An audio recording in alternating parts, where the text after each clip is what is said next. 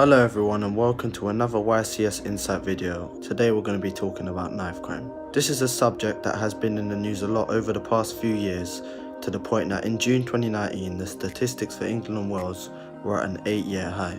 Coronavirus, however, seems to have impacted this, as in 2020 violent crime offences across London dropped by 26%. Nevertheless, knife crime remains an important focus for the police and something that could be severely important and impact upon your life if you are caught with a knife in public.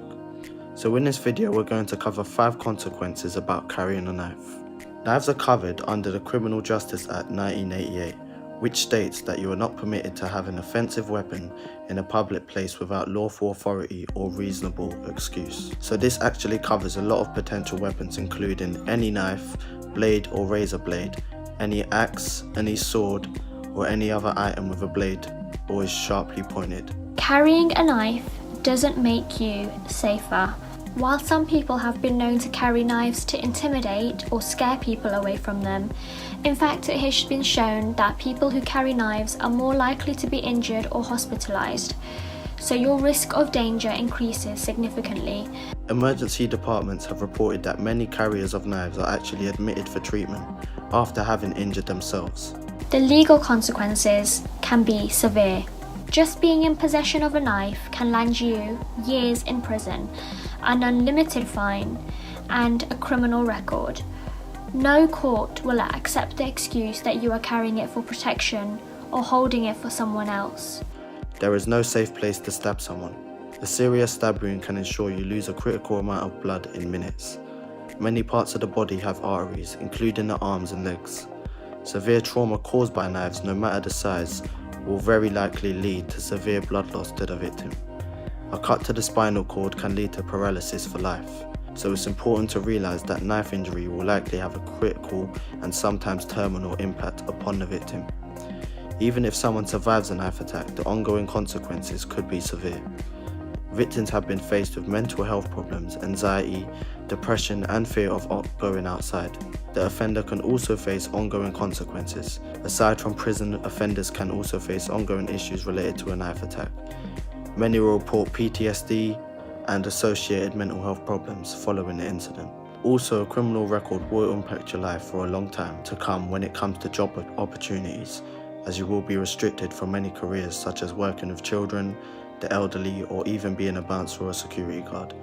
Also, some countries such as the USA and Canada will not permit entry for people with criminal records, even for a holiday. The families of both victim and offender are caught up in the impact. Loss of a loved one is the most serious impact, but if there is paralysis or ongoing care issues to deal with, a family may have to take this on with no preparation or potentially any help. In many cases, this could even cause the breakup of families, as the pressure to cope rises. Just the decision of carrying a knife can cause many lives to potentially be caught up in the aftermath of an incident, and the consequences for many people begin to spiral out of control. If you are worried about the potential effects of carrying knives either by yourself or someone you know, we recommend visiting www.knifefree.co.uk and www.fearless.org.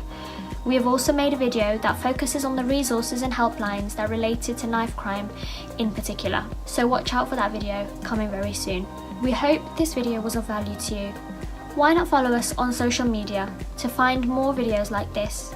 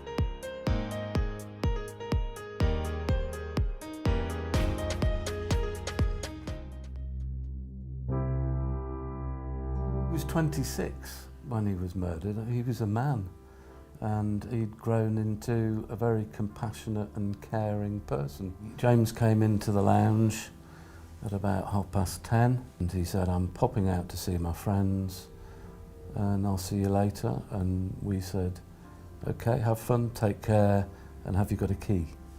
And those were our last words.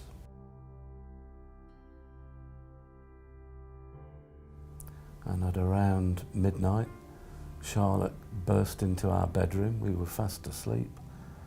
And she was screaming that James had been stabbed. Well, that was just the beginning of the complete and utter disbelief.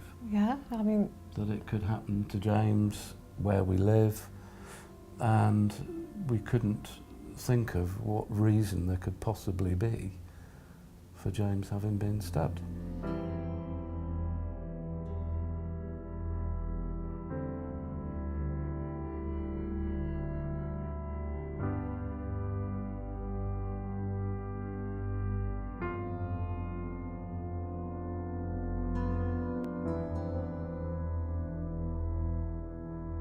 And the humour came through from an incredibly early age.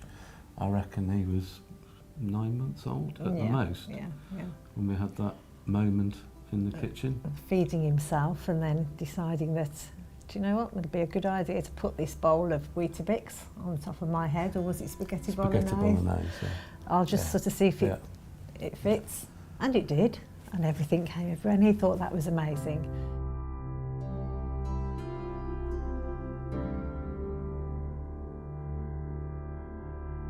We always knew he was popular. I didn't realise the amount of love people had for James. And quite a few had said that they wouldn't be where they are today had it not been James helping them through their difficult times. So he was a special friend.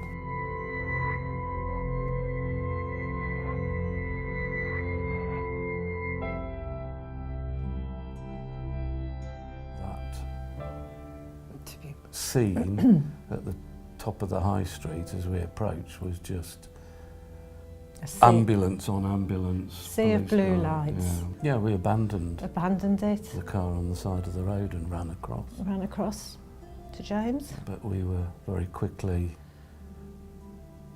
asked to move to one side because the paramedics were doing open heart surgery on James. So we stood just in shock, complete shock. Yeah, after what we'd just witnessed. For about an hour. And they worked on him constantly and then came and told us that he'd passed away.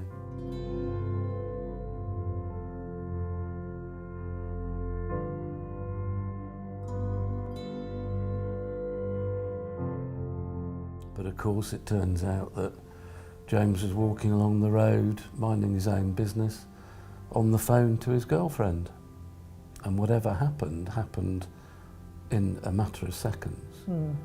From the phone getting cut off to James collapsing on the high street 100 yards, 150 yards away within 34 seconds. And the lady who was the head judge made a comment, didn't she, that summed everything up for us. And she said, when James was walking down the road on, minding his own business on his phone, he posed no threat whatsoever to those brothers. He's lived in Aldridge all his life, and the route he was taking was a perfectly normal route for him to take from A to B to come home, and then 34 seconds from being on your way home to not getting home. Yeah, 100 to 150 yards from our front door. And only popping out for an hour to touch base with your friends, and he drank a pint of water.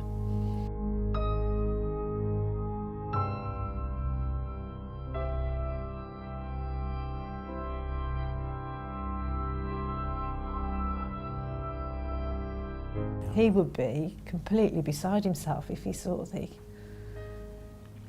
agony that we're Yeah, he absolutely experiencing would. on a day-to-day basis, he would be so upset.